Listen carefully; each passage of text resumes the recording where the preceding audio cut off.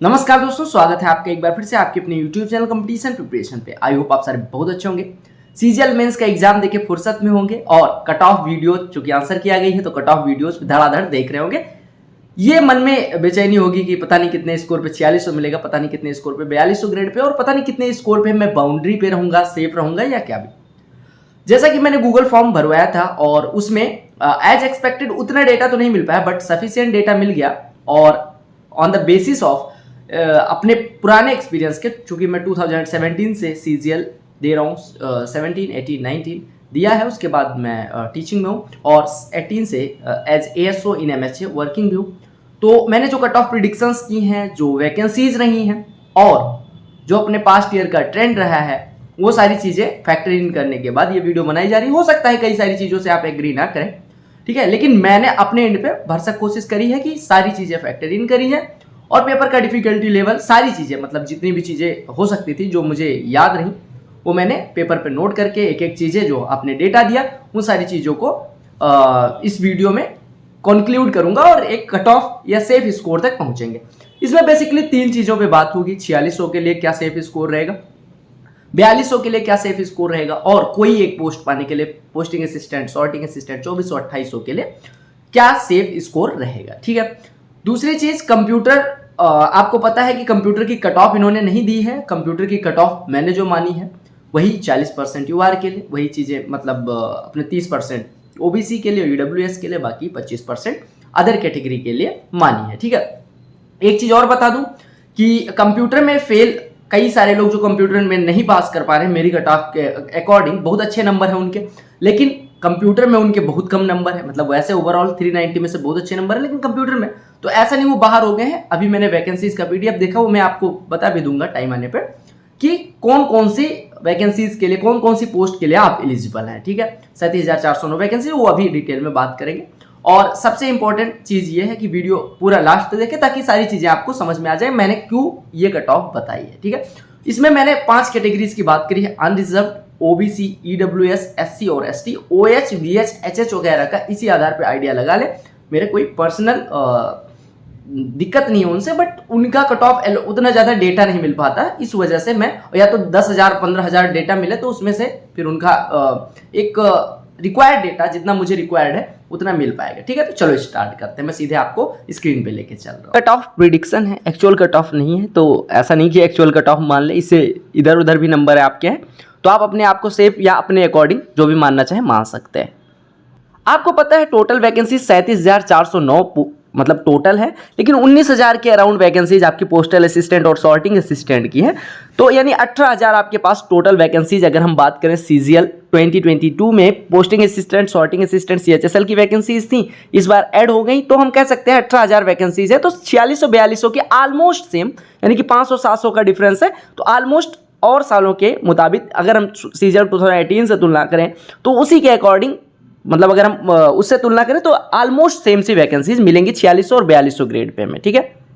जैसे आप देख सकते हैं कि डबल एओ की, ऑडिट ऑफिसर की टोटल 1260, इसमें वैकेंसीज बढ़ी हैं। अगर किसकी बात करें, अकाउंट्स ऑफिसर की, तो 202 वैकेंसीज। सीएसएस यानी एएसओ इन सीएसएस की 982 वैकेंसीज, ऑलमोस्ट सेम ही है। आपने देखा होगा 955 वैकेंसी शायद हमारे टाइम सीजीएल 2018 में थी। रेलवे में भी ऑलमोस्ट सेम है, एमईए में भी ऑलमोस्ट सेम है। अगर हम बात करें कि office of JS CEO assistant section officer यानी एएसओ की वैकेंसीज ऑलमोस्ट सेम ही है।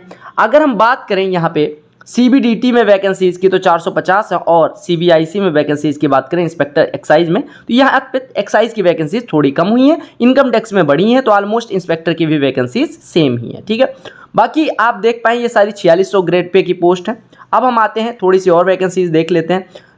देखो, मेट्रोलॉजिकल डिपार्टमेंट में असिस्टेंट की वैकेंसीज वगैरह वगैरह। यहाँ पे आप देख सकते हैं एग्जीक्यूटिव असिस्टेंट की वैकेंसीज, ये ग्रुप बी की पोस्ट है, और ये 4200 ग्रेड पे में एक ऐड हुई है। यहाँ पे देख सकते हैं पे लेवल 6 की पोस्ट है, यानी 4200 ग्रेड पे में एग्जीक्यूटिव असिस्टेंट की वैकेंसी आपकी ऐड हुई है। यह आपका इनडायरेक्ट टेस्टर सीबीआईसी में, मतलब डिपार्टमेंट में है। अगर हम बात करें डीए की वैकेंसीज, तो डीए की काफ़ी ज़्यादा वैकेंसीज है, यानी 4200 में वैकेंसीज बढ़ी हैं। और अगर हम बात करें 4600 में, तो थोड़ी ऑलमोस्ट सेम सी है, ठीक है। सेम सी क्यों, सीएसएस वगैरह की सेम है, एक्साइज कम हो गया तो उसके बदले आपका इनकम टैक्स में बढ़ गया तो वहाँ पे भी सेम मान सकते हैं। साथ ही साथ अगर ऑडिटर की देखें तो 2295 वैकेंसीज, और जो मैं कह रहा था सबसे ज़्यादा यहाँ पे देख सकते हैं ऑडिटर और अकाउंटेंट की, ऑडिटर 2295, अकाउंटेंट 1470, और यहाँ पे आप आके देख सकते हैं कि पोस्टल असिस्टेंट और सॉर्टिंग असिस्टेंट पे लेवल 4 की जो नौकरी है उसकी 19,676 वैकेंसीज हैं। आप ओवरऑल देख सकते हैं आपकी ओवरऑल वैकेंसीज में 37,409 वैकेंसीज हैं। जैसा कि मैंने पास्ट ईयर्स में देखा है कि स्कोर जो टॉपर्स का होता है वो 90% प्लस पाने वाले बहुत ज़्यादा होते हैं। जैसे 700 में से 630 प्लस पाने वाले बहुत ज़्यादा होते थे। इवन मेरे टाइम पे नॉर्मलाइजेशन के टाइम पे मेरा स्कोर 613 के अकॉर्डिंग अराउंड था और मेरी रैंक 429 लगी थी, ठीक है। तो आप देख सकते हैं कि कितना अच्छा स्कोर लोग करते थे। इस बार मैंने देखा है कि पेपर का पैटर्न भी चेंज हुआ है और जो रिपीटर्स हैं वो ज़्यादा इफेक्ट भी नहीं कर पा रहे, इस वजह से थोड़ा जो एवरेज स्कोर है वो कम रह रहा है, ठीक है। आपके मन में जो डाउट होगा कि कंप्यूटर में फेल हो गए तो किस पोस्ट के लिए एलिजिबल है, तो आप वैकेंसीज के पीडीएफ पे अगर जाएंगे, दिखा दे रहा हूँ, तो आप देख पा रहे होंगे यहाँ पे लिखा हुआ है सीपीटी डीएसटी। जैसे आप देख पा रहे होंगे डबल एओ के लिए सीपीटी डीएसटी, यानी कि कंप्यूटर में फेल भी हो गए तो कोई दिक्कत नहीं है। ऐसे अगर हम बात करें असिस्टेंट सेक्शन ऑफिसर रेलवे में, तो यहाँ पे इन्होंने नॉट एलिजिबल, नॉट एप्लीकेबल लिखा हुआ है। जहाँ पे नॉट एप्लीकेबल लिखा हुआ है वहाँ पे एलिजिबल नहीं है। बाकी सीपीटी और डीएसटी का नोटिफिकेशन के अकॉर्डिंग पढ़ सकते हैं। आप यहाँ पे देख सकते हैं लास्ट में लिखा है कि किसमें सीपीटी मांगा गया है और किसमें सीपीटी नहीं। दूसरा, कलर ब्लाइंडनेस वगैरह के लिए जो लोग कंफ्यूज हैं, यहाँ पे देख सकते हैं कलर ब्लाइंडनेस एएसओ की किसी पोस्ट में आपकी दिक्कत नहीं है। आईबी में, अगर आप आईबी में जाना चाहते हैं तो आप अगर कलर ब्लाइंड है तो आप नहीं जा सकते। ऐसे और पोस्ट के लिए आप देख सकते हैं, ठीक है। आपको जो पोस्ट चाहिए उसके लिए देख सकते हैं। जो अपना सर्वे हुआ है उसमें टोटल 3100 स्टूडेंट्स थे, जिसमें से मैंने 100 स्टूडेंट के अराउंड कुछ 3073 के अराउंड स्टूडेंट्स थे, जिसमें बाकी सबका डेटा निकाल के मैं लगभग 3000 स्टूडेंट्स पे अपना एनालिसिस होगा, ठीक है। जो अपने एनालिसिस में टॉपर का स्कोर रहा है वो 348 आउट ऑफ 390 रहा है, और इनका नाम, उसमें इन्होंने नाम XYZ लिखा है। हालांकि इन्होंने जो आंसर की दी उसमें नाम दिख गया, लेकिन फिर भी मैं नाम अगर इन्होंने रिवील नहीं करना चाहा तो मैं रिवील नहीं कर रहा हूँ। 348 पे अपने टॉपर बने हैं, यानी कि जो अपने एनालिसिस में 348 पे फर्स्ट रैंक है। आपको पता है मेंस ऑलमोस्ट सेम लेवल का रहा है, 4 शिफ्ट में हुआ है। 3 मार्च, 3 मार्च, 6 मार्च, 7 मार्च और 2 मार्च, यानी 2, 3, 6 और 7 मार्च। देखो, अगर मैं बात करूं कि सबसे टफ शिफ्ट कौन सी रही और जो इजीएस्ट शिफ्ट कौन सी रही, देखो यहाँ पे जो एवरेज स्कोर है, आपको पता होना चाहिए कि एनालिसिस में जितना ज़्यादा डेटा बढ़ता जाता है उतना ज़्यादा एवरेज स्कोर कम होता जाता है। मेरे पास 3000 का डेटा था, इस वजह से हो सकता है एवरेज स्कोर कहीं पे ज़्यादा लगे आपको। हालांकि ये हो सकता है जब ओरिजिनल डेटा है तो 264 के बजाय 259 हो जाए या 260 हो जाए, लेकिन जो ये है ट्रेंड है, ये ट्रेंड ऑलमोस्ट सेम सा रहेगा। जो मेरा आया है 7 मार्च और 2 मार्च, ये टफेस्ट रही। मैं इस वजह से दोनों को टफेस्ट बता रहा हूँ क्योंकि आप देख पा रहे होंगे कि दोनों का जो एवरेज स्कोर है वो ऑलमोस्ट सेम सा है। इसका 265.3 है, इसका 264.7 है, यानी कि 0.6 मार्क्स का डिफरेंस है। और जो सबसे क्या कह सकते हैं इजीएस्ट शिफ्ट रही और जो सबसे टफेस्ट शिफ्ट रही वो 3 मार्च की रही, जिसका एवरेज स्कोर 255 मार्क्स रहा है, यानी कि 3 मार्च वाली शिफ्ट में 255 बना है। और जो आप देखें इजीएस्ट शिफ्ट है 2 मार्च, उसका 265 रहा है। तो अगर आप एवरेज देखें डिफरेंस का, यानी इजीएस्ट और टफेस्ट में, तो 10 मार्क्स का ये नॉर्मलाइजेशन में आपको फायदा मिलने वाला है। यानी कि अगर 2 मार्च वालों का 0 नंबर बढ़ा तो इनका लगभग 10 नंबर बढ़ेगा, इनका 10 नंबर बढ़ेगा, इनका लगभग 5 नंबर बढ़ेगा, इनका लगभग 1 नंबर बढ़ेगा या 0.8 नंबर बढ़ेगा और इनका 0 नंबर बढ़ेगा, ठीक है। तो यानी 3 मार्च वाले सबसे ज़्यादा बेनिफिट में हैं। 3 मार्च को जिनका पेपर था वो अपना 10 नंबर एक्स्ट्रा मान के चले।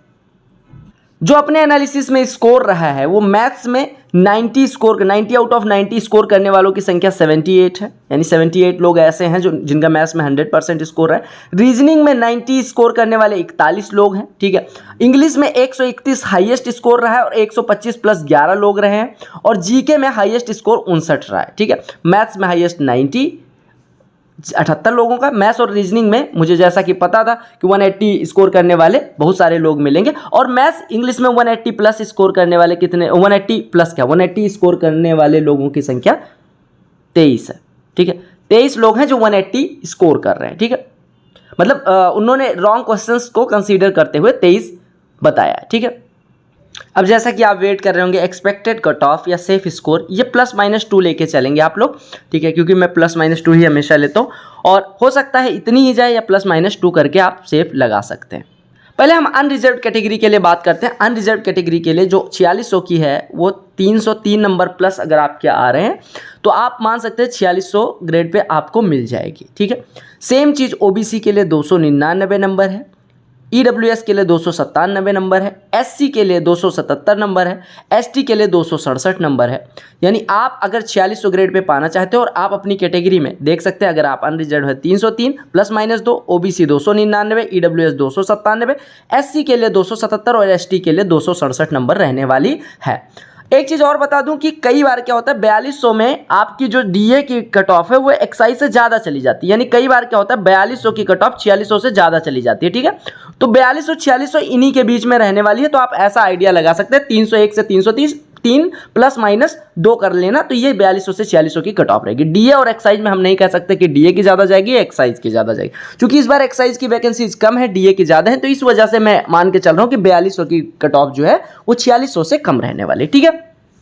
अगर आप अनरिजर्व कैटेगरी से हैं, आपको 4200 ग्रेड पे की पोस्ट चाहिए तो 301 नंबर पे मेरे हिसाब से सेफ है। ओबीसी के लिए 297, ईडब्ल्यूएस के लिए 295, एससी के लिए 275 और एसटी के लिए 265 नंबर पे आप ऑलमोस्ट सेफ हैं 4200 ग्रेड पे के लिए, ठीक है। अब बात कर लेते हैं उनके लिए जो पहली जॉब तलाश रहे हैं या कोई एक पोस्ट जिनके लिए इंपॉर्टेंट है, यानी अदर्स, यानी आपको 2200 2400 2800 postal assistant, sorting assistant, accountant, auditor, tax assistant वगैरह पोस्ट के लिए कितनी कट ऑफ जाएगी कैटेगरी वाइज। तो देख सकते हैं आप 4600 4200 के बाद हम आते हैं अदर्स के लिए।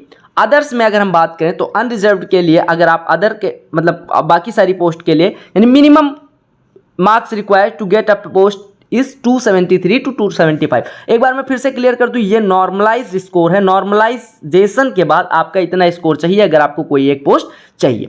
ओबीसी के लिए 265 से 67 अगर आप पा रहे हैं +-2 तो आप सेफ हैं। ईडब्ल्यूएस के लिए 258 से 260 नॉर्मलाइज स्कोर अगर आपका बन रहा है, मान लो आप 3rd मार्च को ही थे और आपके 248 बन रहे हैं तो आप सेफ हैं 258 से 260। यानी अपना नॉर्मलाइज्ड स्कोर इतना बना लेना और नॉर्मलाइजेशन में कितना बढ़ेगा वो मैंने बता दिया। एससी के लिए 242 से 244 पे आपको कोई ना कोई पोस्ट मिल जाएगी। सेम फॉर एसटी 225 से 227 पे आपको कोई ना कोई पोस्ट मिल जानी है, ठीक है। तो ये स्क्रीनशॉट ले लें, बाकी मिलते हैं कट ऑफ के बाद।